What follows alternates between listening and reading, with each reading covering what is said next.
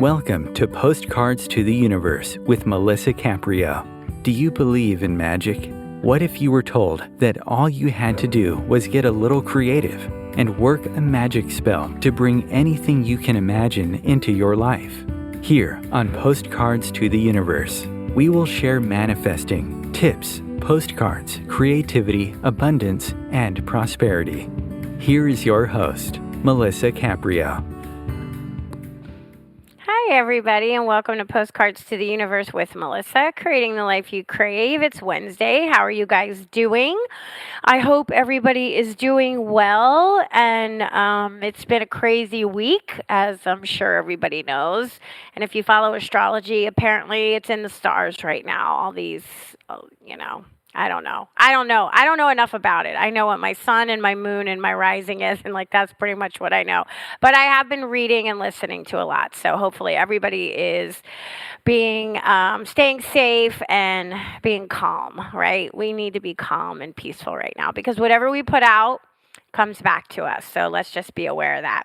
Today I have a really cool guest, author Hosein Kouros-Mehr, and he's going to join me in just a few minutes. You guys know I always love to have guests on my show because truthfully, for me personally, I just love to meet new people and hear new ideas and get to know what other people are doing, right? I'm in my own head all the time. I talk to myself constantly, so I don't really need to be talking to myself on my radio show. So, yeah, that's why I love the guests that I have. So, for my regulars, thank you so much. I really appreciate you being here. And if you are new to my show, I want to say welcome.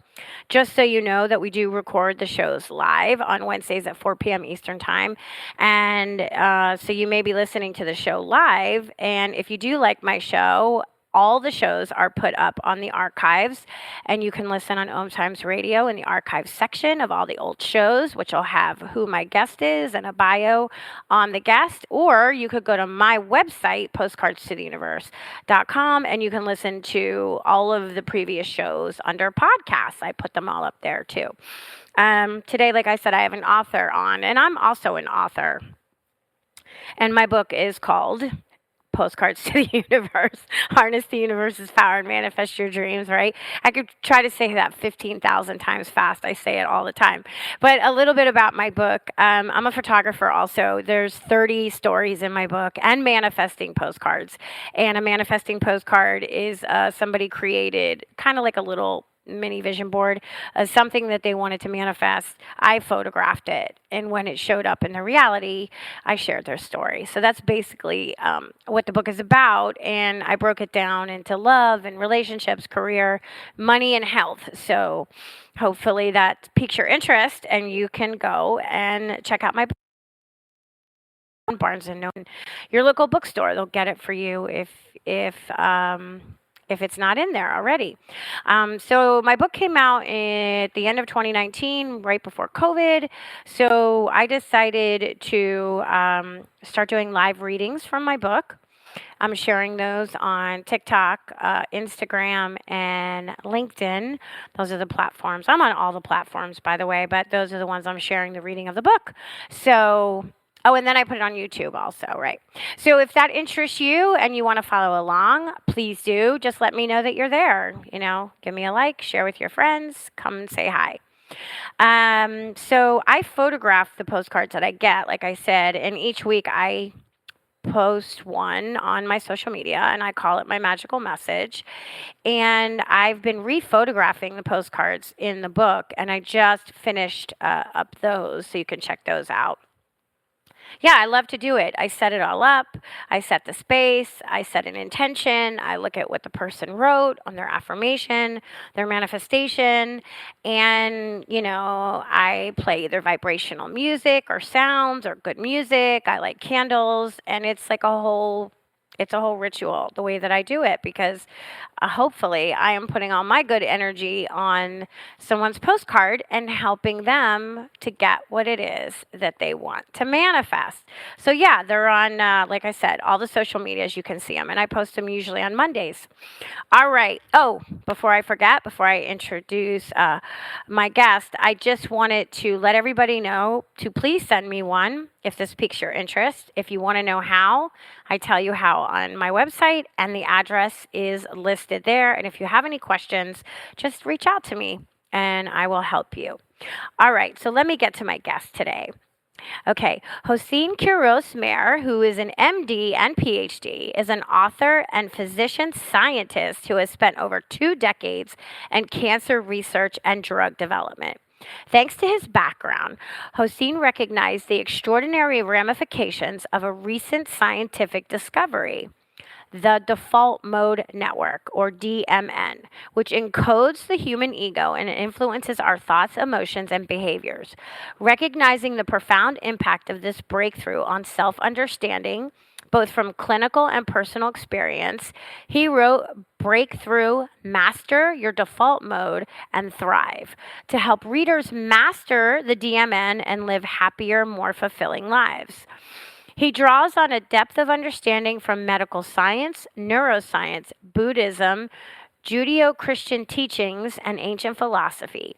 Breakthrough connects the medical and spiritual realms to help readers unlock health and well-being and awaken their higher self, opening the doors to new possibilities and the author of 2 novels, Extinction 6 and Project Bodhi, Awaken, the Power of Insight, which explores how mindfulness cultivates insights and scientific innovation. So you can follow along while you're listening if you want to check him out. His website is yourdefaultmode.com. Welcome, Hosein. Thanks so much for being here with me today. Thanks, Melissa. It's a real pleasure to be here. Thanks for having me on. Yeah, I'm really excited to talk to you about this default mode. I've never heard that term. I mean, the default mode network. So, why don't you share a little bit about you, your background, and how you started this kind of work? Yeah, absolutely. So, basically, I think you mentioned I'm a physician and a scientist, and really for over 2 decades, what I've been trying to do is to help people by taking some of these scientific discoveries that are just now being made and translating it to people in a way so they can understand it in order to help them. So this latest book, which is called Breakthrough, is about the default mode network, which a lot of people haven't heard. And even though you may not have heard the term, you definitely know what it is. So the default mode network is your wandering mind. So basically, anytime, and you mentioned, yeah, exactly. You mentioned earlier, the voice in your head or talking to yourself, that sort of wandering mind that goes away from the present moment, maybe takes you to the past or has you thinking about the future. That wandering mind has a name. It's actually called the default mode network. And so, yeah, I didn't pretty know simple. That. So this is a relatively new discovery. So it turns out, and this is really the cutting edge of science, because we're now understanding the brain and how our brain works. And it makes a lot of sense when you actually look at the science and how the brain works, why we do the things that we do. And so Breakthrough is a book. It's a self-help book. It's about personal growth, self-discovery, and it really helps you understand how your brain works. And by understanding your brain, you can break through a lot of conditions like anxiety, emotional pain, stress and depression, addiction. It turns out this default mode network has its hand in a lot of conditions that are around mental health. So we can talk about any number of those. But yeah, this default mode network, it's a really important discovery. Yeah, no, it sounds like it, because I think personally in my own experience, and I'm sure many who are listening to the show, our obsessive brain, it doesn't stop, right? It just doesn't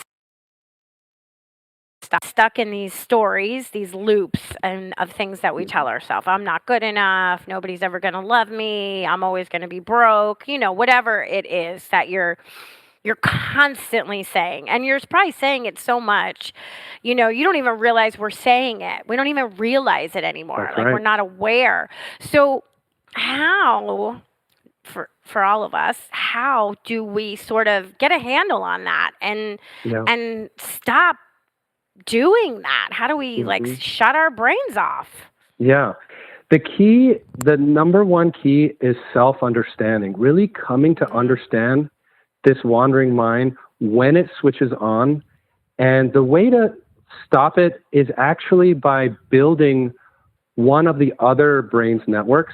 It has another name. It's called Central Executive Network. That's the name of it. So it is the observing mind. So you've got wandering mind, which is default mode, and then you've got this observing mind, which is central executive. So it turns out that when you're in the present moment, when you're doing some mindfulness or you're doing a prayer or any of the activities that ground you in the present moment, it could be reading, gardening, it could be music. You're using a different part of your brain. It's called the central executive network. It's your observing mind. And that is a part of your brain that you can build, you can strengthen. And when you're doing, let's say, a daily mindfulness practice, you are building that other part of the brain. So when that observing mind gets strong, it can actually silence that wandering mind, that default mode network. So, and that's the key to this process. One is self-understanding, coming to really understand your brain. And two is building that deeper part of the brain, that observing mind. And that's basically what this book guides you through. And depending on you and your past, that default mode network may trigger things like anxiety. It might trigger depression in other people or addiction. But it's all rooted in the same thing, this default mode network, which tends to be a very reactive part of the mind, very judgmental, kind of obsessed about me. It's basically the ego, right? It's the ego. Right. And so, what it's trying to do, it's trying to help you ensure your survival, make sure you can be the best you can be, but it kind of takes you down this lonely road and creates all these problems. So, it's just amazing to be able to share this with people like you who've never heard of the default mode. And by the way, I have friends who are doctors, neurosurgeons, neurologists. They haven't heard of the default mode. So it's brand new science that I'm basically sharing with the world here. Yeah, the observing mind and being in the present. And as a doctor and a scientist, let me pose this question to you.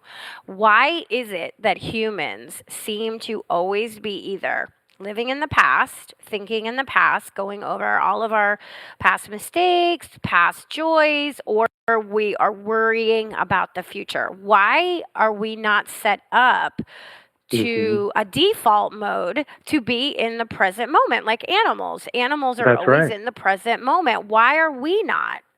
We are a unique species. You're right. We're very different than other animals. I think it has to do with our past. Our past was very, very difficult. I mean, I'm talking about our ancestors, like thousands of years ago, living in, caves and jungles. Life was really hard. And the way to get through life was by having a brain that was focused on the negative, that was always worried about the future. I mean, that's what got us here, but that's what's also making us unhappy. So it's true. It's something really unique about us as humans that we have this default mode network that's always in the past, always in the future, preventing us from being here in the present. And so, but the good news is you can sort of heal this default mode. You can learn that it's not you, it's not who you are actually, that there is a way of living that's higher than that. That's actually a lot better. It's more pleasant. So, and so this is the same message that people like Eckhart Tolle have said, right? And even the old prophets. I mean, Jesus said this, Buddha said, and all the others. I think what's different now is now the science is kind of entering into this. And that's going to help a lot of people who maybe don't like religion or don't like spirituality or maybe never experienced it before. Because now that the science is here, there's actual data telling us about this default mode network, and that when we learn to overcome it, we can live in a much happier place, basically. Yeah. Well, if anybody who's just hearing us talk thinks about it, if you can think of a moment where you're in the present moment, think about how much happier you feel. Like a good example would be like if you go to a rock concert or, a pop concert. You're at a concert and you're watching a performer on stage. You're so excited to be in that moment, right? Listening to the music and being part of the crowd and the excitement. You're not thinking about what you have to do tomorrow. You're not thinking about what happened to you, about how somebody, betrayed you like 5 years ago, right? That's where you're at, and you'll have that spark of joy. And if you can find ways to do it every day, even if it's just being present with your friends or your animals, right? Like how many times has anybody had a conversation where you're talking to somebody and you're not listening because you're thinking about what you have to do for the rest of the week, right? We do that all the time. That's right. That's right. And so people with, let's say, ADHD, for example, they have a hard time being present because what's happening is their default mode network is pulling them out of the present, just like this force that just prevents them from being present. And so, in this book, I put all the tools that are known that can sort of, free yourself from that default mode. I put it all in here. So there are spiritual practices in here. There are really practical exercises in there, things like focus exercises, breathing exercises. There's even things like medications and forms of therapy, even, prayer, mindfulness. It's all in this book. I wanted to put all the tools in one place to help you figure out what works best for you, because we're not all the same. Right. But if you know all the tools, and arm yourself with all the tools, then, and if you have that intention of wanting to be present, I think you'll make it, and it's a much happier place to be. So I think we're all saying the same thing. It's just now that we've got science entering into this, it's this whole new dimension that comes in, and I think will be very helpful.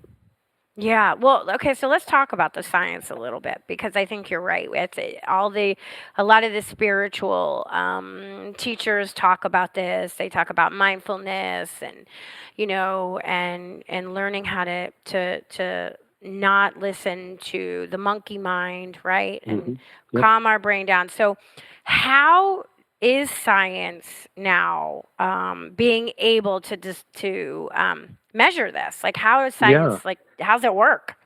Yeah, well, when I was in medical school 20 years ago, we really didn't understand the brain. We had this really simple view of the brain that it's caused, conditions like depression are caused by too much hormones or not enough hormones. It's a very simplistic view. But now we're understanding that in the brain, there's at least 7 networks.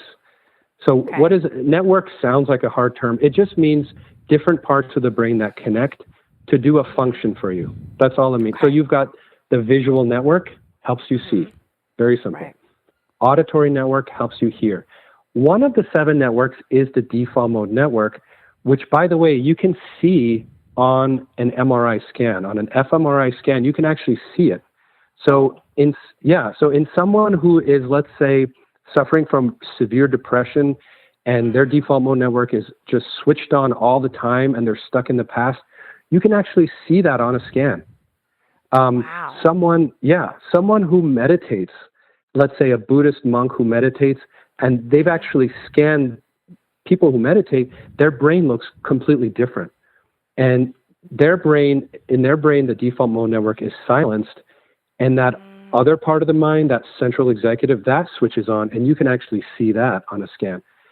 So now that we have these tools, we can start to understand what is it that brings on this default mode, how can we silence it, and now there are all of these scientific papers coming out, which I'm seeing all the time, basically showing that, let's say, mindfulness practice can improve depression and anxiety as good as medication. Studies are now showing that things at the heart of spiritual practice, like, for example, forgiveness exercises, compassion exercises, gratitude, significantly improves your health, can reduce stress hormones like cortisol. And so, in a way, the science is now starting to validate the old spiritual teachings from thousands of years ago, which that was not the case. I can tell you 20 years ago when I was in medical school, we kind of ignored all of the spiritual side. But now we're actually starting to prove that spirituality, mindfulness, compassion, all of this actually improves your health, reduces the risk of disease like cancer and heart disease, and can be as good for you as any medication, which is pretty profound, actually. Very profound. I'm very happy that science is catching up with the philosophies that have been around for thousands of years, right? Especially when you think of Eastern medicine, now with Western medicine, like maybe finally we can start having the two meet in the middle, right? Because like you said earlier, not everybody is the same. Not everybody is going to respond the same. Certain treatments aren't going to resonate with certain people.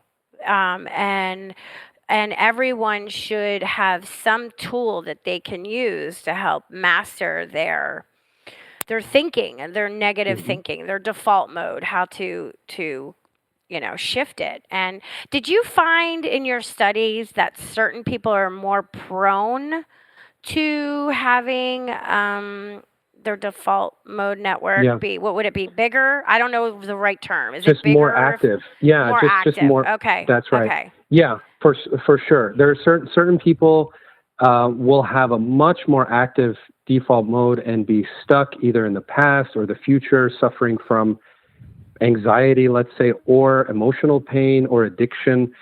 Definitely. For some reason, some people's brains are more set up for that. But again, this is not a permanent condition. And in the past, we've called it disorders and diseases and syndromes.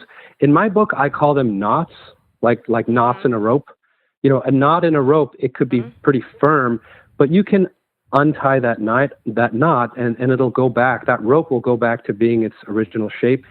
Just like with anxiety and with depression, these are reversible. You can heal yourself from these conditions. I think in the past, we kind of labeled people as you have ADHD and you're kind of stuck with it. That's not the case.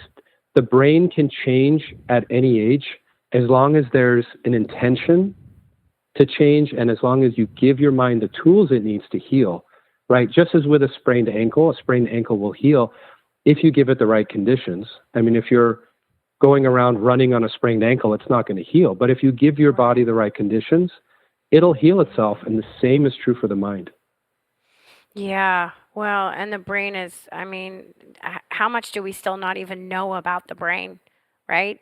That we that compared to the other organs in our body, right? That science is basically knows a heart inside out, but do you really know a brain inside out and how that works? And it's just amazing to me. So, is a person's childhood set up for how activated your DMN would be? Like if you have a very traumatic childhood, let's say, are you more prone to have a very active DMN compared to somebody who had a very loving, nurturing childhood? Yeah, definitely. Okay. So emotional pain, so these knots are presented in a particular order, and emotional pain is the second one. The first one is actually stress, which I think we all experience. But emotional pain is definitely that trauma from childhood can definitely set up for that default mode to be overactive. And so you'll just frequently, your mind will wander off to the past and remember this old unresolved emotional pain. And that could trigger all kinds of problems. But again, the good news is you can completely heal from emotional pain. It starts with that intention to heal.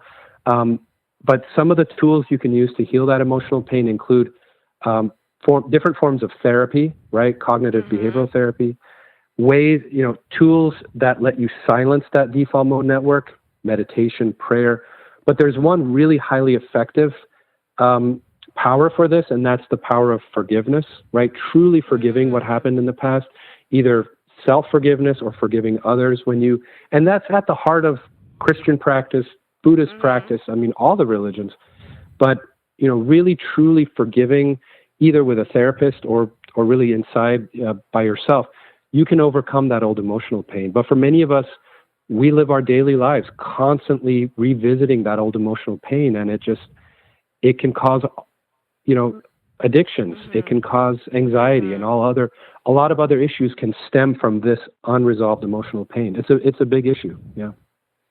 Well, yeah, because I imagine if if you have a lot of trauma in your past and you haven't learned how to heal that, and you're carrying that with you, yeah, you would be more likely and more prone to suffer from depression, negative thoughts, being unhappy, manifesting a dis-ease in your body that actually becomes a disease, right? Because that's what we know now happens because science is catching up and being able to show you that people who have a lot of trauma can, especially like, let's say, I mean, I've followed Louise Hay for years, and I remember her talking about her book that people who have had a lot of sexual trauma could and may be more likely to manifest cancer in the sexual organs of their body, which I always found really interesting, right? So there's starting to be correlations between certain traumas and where it manifests in your body, right? Like heartbreak. I mean, people have actually died of a broken heart, have had a heart attack and died because their heart's been so broken. So we know those things are true. And science is finally able to have cases and document it, which I find so interesting. All right, before I ask you another question, because I can see we're going to be coming up to the break, and I don't want to interrupt you while you're in the middle of answering. Let's take our break here, and we'll come back in a couple of minutes, and then we'll keep going. All right, everybody, stay tuned, and we'll be back in just a couple of minutes.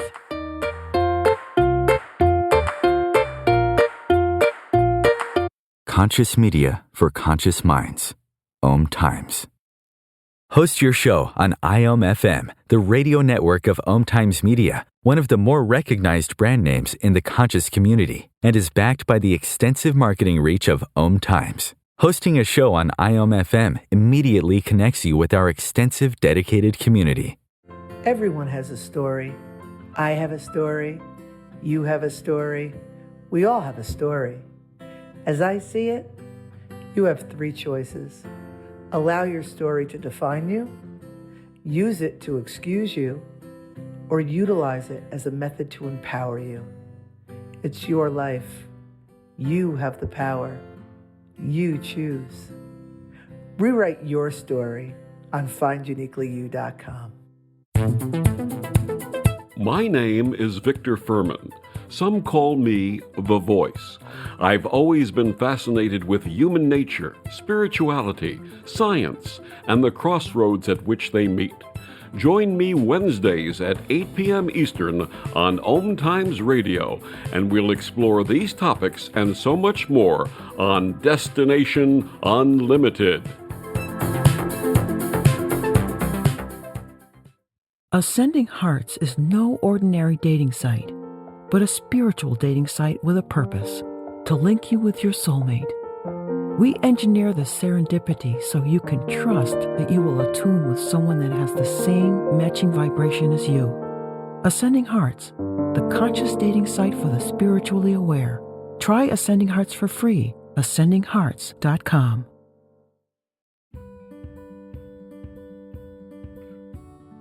Hi, I'm Melissa Caprio from Postcards to the Universe, creating the life you crave. Do you believe in magic? What if I told you all you had to do was get a little creative and work a dream spell to bring anything you can imagine into your life? Well, guess what? I've got the spell for you. Postcards to the Universe, a global movement for manifestation, is a casting magical tool for you to use whenever you want. How does living in passion sound to you? Join me in my movement where you get to create in the magical playground. Let's think outside the box and do some playful conjuring.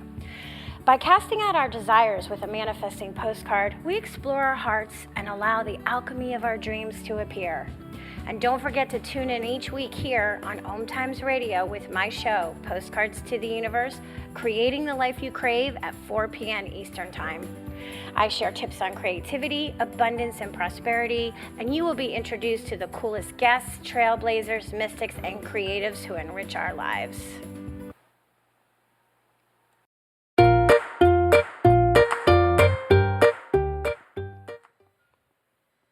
Hi, and welcome back. If you're just joining me, I'm talking to Hosein Kouros-Mehr. He's an MD, a PhD, and he's an author, and we're talking about something called the default mode network, which encodes our human ego and influences our thoughts, emotions, and behaviors. So, Hosein, so what about our behaviors? How much of our behaviors are dictated in our default mode network? I would say most of them, basically. So, Right. Basically, so this default mode network, as I mentioned earlier, it's your wandering mind. And when you kind of try doing a little experiment and observe what happens when your mind wanders. For me, let's say it's brushing my teeth in the morning. As soon as I start brushing, my mind wanders into the past. And this morning I was just kind of looking at the thoughts that come up when my mind wanders. And it tends to be very self-obsessed, and it tends to be very negative. Like maybe I had 50 different things happen to me yesterday, but I'm going to remember the most negative. That's what the default mode network focuses on. So when you're stuck in that state, life tends to be very reactive, very judgmental. Anything that kind of seems like is going against you, you want to get angry at. And so that sets up for all kinds of not healthy behaviors, right? And so I think part of this is learning to coming to understand your default mode and kind of overcoming it so that, you're not trapped in living that reactive, judgmental life. And when you sort of awaken to that other part of your mind, that observing mind, you'll see it's a much happier place to be, and it's less obsessed about me. And when you're in that state, I think your behaviors tend to be much healthier, I would say. And so, it's pretty fascinating.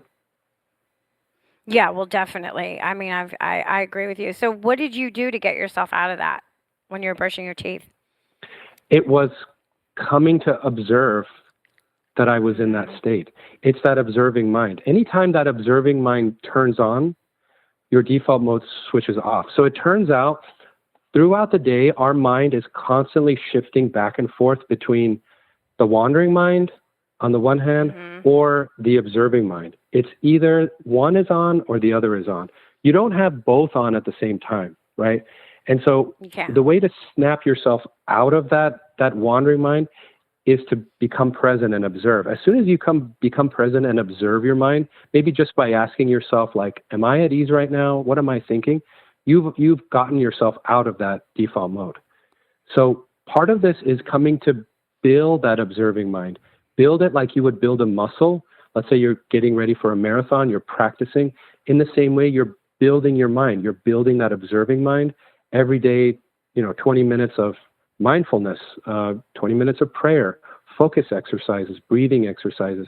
What you're doing, that time you invest, you're building that observing mind. And the stronger it gets, the less time you're going to spend in that default mode. So it sounds almost like an exercise. It's like just like anything else that you exercise. The more you do it, the stronger you get, right? It's that simple. Yeah, really. It's that simple. Yeah, it's that simple, but it's not easy, right? It's that not simple, easy. but it's not easy. So you have to, because you may have to catch yourself 1,000 times a day. Yeah, right? And I have a lot of people saying, I can't do mindfulness. I sit down, my thoughts race, I can't do it. And what I tell them is, you're actually doing it. If you're looking in your mind and you observe a mind that's really busy with a lot of racing thoughts, and you observe that, you're actually doing the mindfulness. You just have to give it some time. Give it some time. I like this analogy. It's like a really muddy lake after a storm. You look at it, it's muddy, there's no clarity, but just keep looking, keep observing, and what you'll notice is very, very slowly that mud starts to settle and that lake becomes clear. You have to give it some time. Your mind will become clear. You've got to be patient and give it some time and just keep at it. Keep with that observing mind. And initially it's hard, but with daily practice, it gets easier, and you'll be surprised in a few weeks, you'll have minutes, let's say, of just clarity, and keep at it. After a few months, it'll last even longer. it is worth it. And I went through this a few years ago. It took me about 6 months. I had all 11 of the knots that I talk about in the book. And so this is also a kind of a personal journey for me. But so to all those friends who say, I can't do mindfulness, I tell them, you are doing it. You just have to give it some time and be patient and set your intention. Because you'll get there. It may take some time, but you'll get there. Can you talk about, what do you mean when you say 11 knots? Can you share with us what that is? Yeah. So I mentioned earlier, in this book, I don't call them diseases or syndromes or disorders. I call them knots. And there's 11 of them that I talk about. And all of these basically are created by the default mode network in some way. So it starts off with stress. And for each of these, there's kind of a remedy. So stress, so for stress, which is knot number 1, I walk through what is the science here? What is the science of stress? What conditions can it lead to? Why is it bad for your health? And how can you overcome it? So for stress, it's practicing what I call mindful relaxation, which is spending those, let's say, 20 minutes relaxing, but doing it in a way that's mindful. So not, let's say, taking a bath and checking your phone the whole time, right? That's not mindful relaxation. Right. But if you, whatever it is, whether it's, I don't know, gardening or going for a walk, but spending those 20 minutes as best as you can, staying in that relaxed state, allowing your brain to create what's called Gaba. And that Gaba actually protects you from stress. So, and so that's not number 1, front and center. We all have it.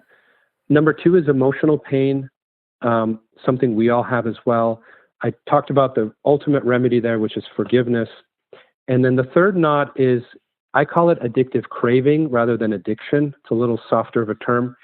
And addictive craving, not just to drugs and alcohol, but craving for social media or craving for information or money or shopping or any of the other thousands of things. And so the remedy there is sort of surrendering and sort of relying on that insightful awareness. So those are the first 3. And there are others, but basically, once you get over those first 3, it's a lot easier to handle some of the other knots. And one of them is poor lifestyle, which is around diet, sleep, and exercise. I put that towards the back of the book because a lot of times, let's say, keeping the weight off is hard because of stress or because of emotional pain. Once you resolve that old emotional pain, it becomes a lot easier to lose weight, to keep the weight off. And so that one is towards the end of the book, sort of that poor lifestyle.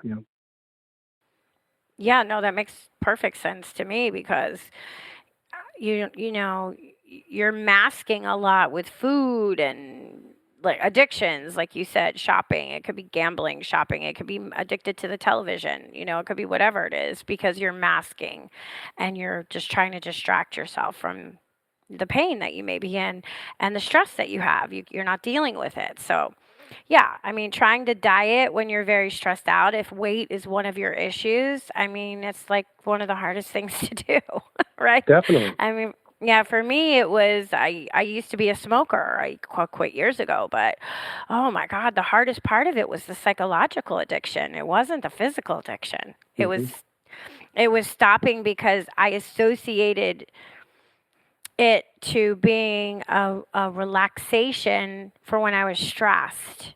Exactly. And they went hand in hand, and I had to really break that pattern. And and that took a while for that to That's sort right. of. So, yeah. So stress, I put stress as number 1, and the way to overcome stress, I mentioned Gaba.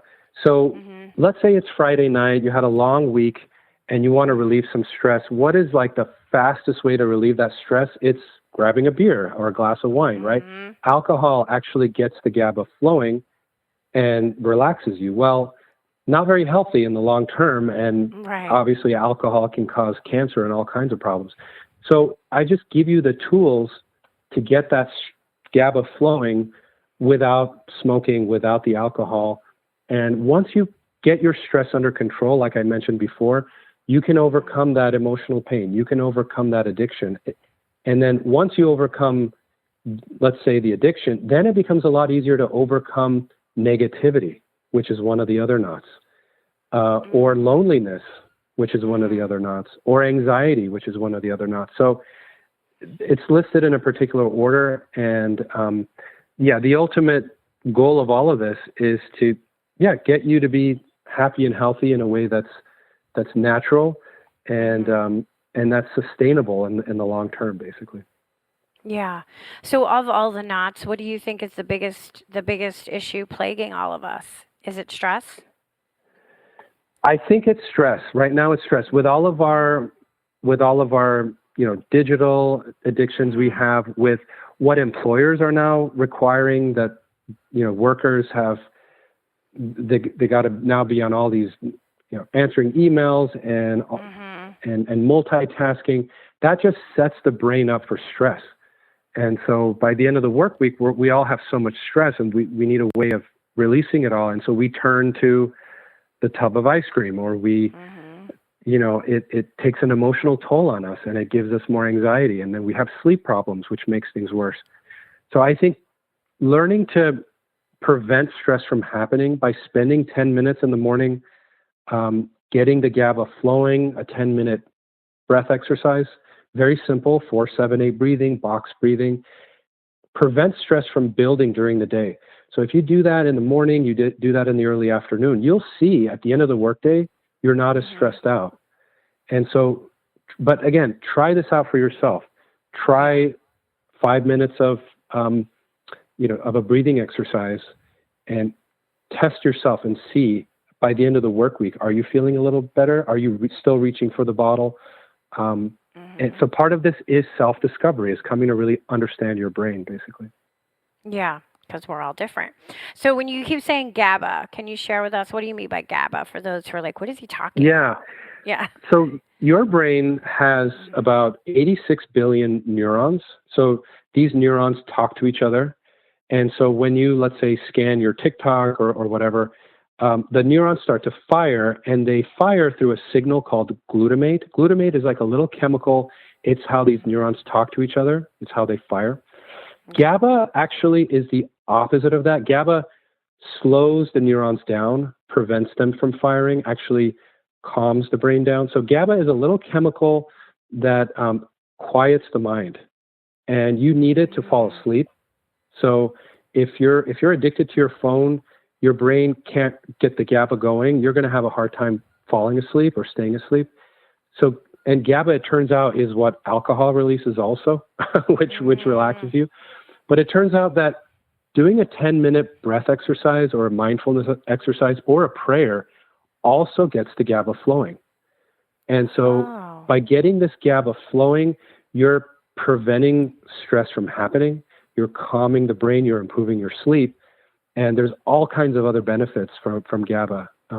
You can also take GABA as a supplement, but that doesn't work nearly as well as, let's say, a prayer or a mindfulness or a breath exercise. Yeah. Yeah, some kind of mindfulness practice. Yeah, because I've always had a hard time quieting my mind. So I started, and I've talked about it on other shows, I started going on these I'm a visual person, so I'm a visual artist. So visualizing is easy for me. So I started going on these visual journeys to places that I want to go. And I've noticed that's helped tremendously in my daily stress because it's my morning mindfulness practice. I go on these like journeys to places.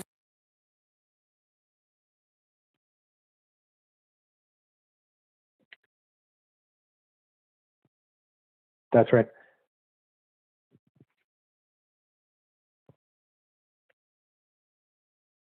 Can you hear me? Yeah, I can hear you. Okay, lost you say? for a I'm sorry. So I was saying, visualization, meditation, I have some of that in my book as well. For me personally, I'm more kind of auditory, like with hearing. So I like to, when I'm going for a walk, really listen to every single sound around me. That like instantly brings me into the present. Other people, like you said, maybe they're more visual. Some people really connect with prayer, which is basically, if you think about it, it is a form of mindfulness where you come into the present moment, fully accepting life as it is and sort of communicate with a higher power. So again, we're all different. And part of this is really coming to see which of these tools works best for you, which of which of these tools gets the GABA flowing, brings you into the present, and shuts off that monkey mind. Yeah, yeah, definitely. So, I wanted to ask you, do you believe in manifestation, and that we can manifest the things that we want by our thoughts and then, of course, our actions and Absolutely. behaviors? Absolutely. I mean, this is really, it goes to the power of intention. And when people have said the more fervently, the more strongly you want something and believe in something, the more likely it is to come true. So that intention is critical. If you don't have that intention, and it's not just a goal, right? A goal, I want to lose 5 pounds. That's a goal. An intention is sort of, how do you want to live as you're accomplishing that goal? Do you want to lose 5 pounds in a state of anxiety, or do you want to be in a state of peace? So I think for me, I set on it every single day, setting an intention for inner peace, for happiness, is critical. Without it, the journey is really difficult. And a lot, Jesus said, seek and you shall find. Rumi said, walk and the road appears. They're all saying the same thing. You got to have that intention. And you may not know how this will manifest or when, but as long as you keep it, it will manifest somehow. Yeah, I mean, obviously, I believe that. So, so how long ago did you start doing this work with the brain, our brains, and start like looking at these and how this affects our behavior and our emotions? Yeah. So I started meditating daily, I would say about 10 years ago. And the studies around default mode network, it started off with plant medicines actually about 10 years ago. But it was only about 2 years ago that I would say I internally had this, I guess it's called an awakening kind of experience. And I really came to understand my brain. What was different about 2 years ago is I set that intention. I set that intention that I want to awaken. I didn't know what the journey would look like, what would happen. And as I mentioned, it took 6 months. But that's the difference. Because I have been meditating for 10 years, but it didn't really change my life until 2 years ago, where I set this really firm intention of wanting to awaken. And the process was gradual, but I came to really understand this monkey mind of mine and how it worked. And it just made so much sense when I connected it with the default mode network. And I was shocked that so few people have heard of this, that I wrote this book, even with a full-time job and 3 young kids. It was really hard, but I had to get this message out there. And yeah, hopefully more of your listeners will start to learn about it. Yeah, that's why I'm here each week, right? Introducing guests like you. So yeah, let's talk about your book. So your book came out last year. You said Christmas, right? Is that what you told That's me right. last year? It's been out. And how have you been doing like book tours? How's the book been doing? The book's been doing great. It's for some reason selling pretty well in the UK. I don't know why that is. Maybe people like to read there. I'm not sure. That's great. But no, I've been, folks have been telling me that it's helped them. I've been on podcasts, and the audiobook just came out last week, actually. So it is now available on Audible. And I'll continue giving talks. I was at a meditation retreat the other week called In Light up in the Bay Area. That was really fun. And what I really love to do is help the therapists, people who are out there in the trenches trying to help people and helping them, giving them the tools to help their clients. That's what I really love to do. Yeah, and I think that's really important because I think a lot of us will go to a psychiatrist or a doctor, and they don't get to the root of what's going on, and we'll just get prescribed a drug, right? Which I'm not saying anything you shouldn't be on or you should. I mean, I'm not saying that, but that might not be for everybody, right? Some people need other kinds of therapies, and getting to the source of how our mind works, I believe, is important no matter what kind of therapy you end up doing. Wouldn't you agree? Absolutely. Absolutely. I think we got to take a more holistic view, and Yes. doctors have to take a more holistic view. While you're prescribing that medicine, maybe try, I don't know, cognitive behavioral therapy, try a therapist, Right. maybe try Vipassana, insight meditation, maybe try going on a retreat. I mean, there are so many different types of tools. Do all of them. Don't just rely on the medication, which And is only masking your symptoms. Yeah. yeah, and just do what and until you find out what works for you, right? Because like you said, I mean, what works for you might not work for me. What works for me isn't going to work for the next person. So we have to do some investigative work, right? We spend so much time at our jobs. If we just spent a quarter of that amount of time on our own minds, I mean, I think, we could do so much more, right? If we gave ourselves that Absolutely. much attention. Yeah. That's right. And we would all awaken and the world would be a much happier place. I can tell you that. I know, I agree with you. So, we have I think like 5 minutes left. Is there anything that you want to share with us or from your book that we didn't really get a chance to touch on that you feel is important?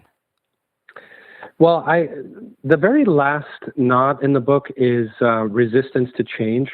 And so even if you have fully, let's say, awakened and you've overcome all of your issues, well, life is unpredictable, unfortunately, and we may get into an accident or something may happen that pulls us back into our old ways. So developing your resilience and Yeah. actively developing that so that it's ready when the hard times come, very important. So there are a lot of different ways of doing that, including spirituality or work, being in a support group or building your social bonds, a lot of different ways of building resilience, but really important, even if you've, sort of fully awakened. But yeah, no, the website for the book, I think you mentioned, is yourdefaultmode.com. You can actually start reading it for free there. And all my sort of social media handles are on bottom of the page there as well. And I really hope this book helps some folks out there. Would love any feedback on it, and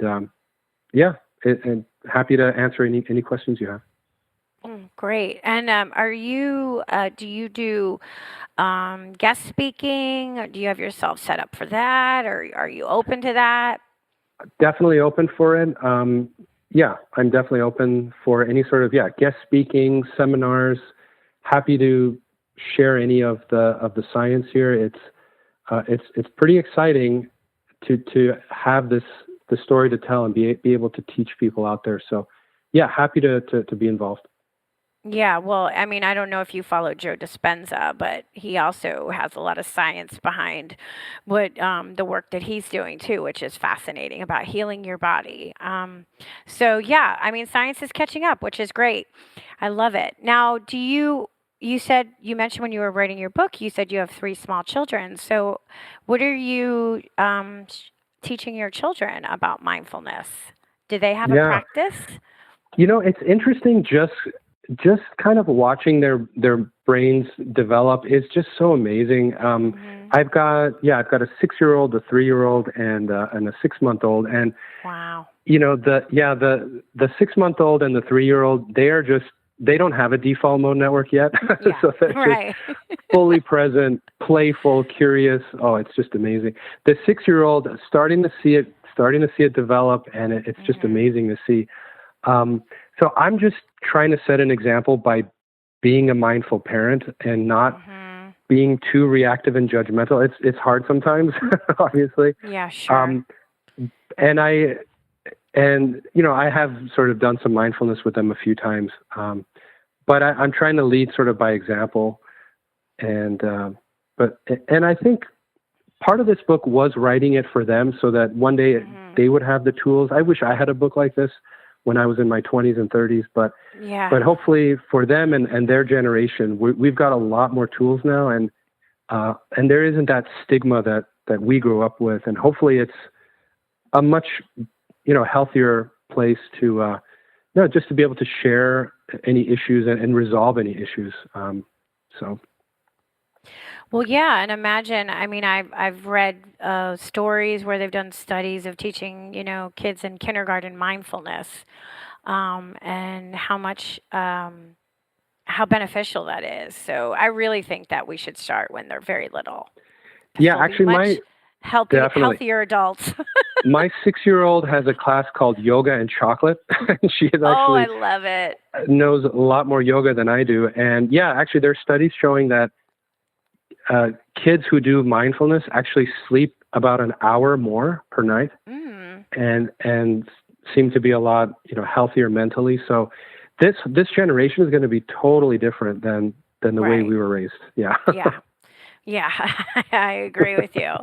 And that's exciting to think about because, when people look at the world, you always think like you said, we default to the negative, right? But there's a lot of good things going on in the world, and we have to remember that and focus more on that. Absolutely. Yeah. I mean, what a shame that the nightly news starts with the absolute worst story, right? I know. Hopefully it won't as they grow up. Well, thank you so much. It has been such a pleasure talking with you today. All right, everybody. Just go connect. Yeah, and go check out his book. Thanks for listening to Postcards to the Universe with Melissa, creating the life you crave.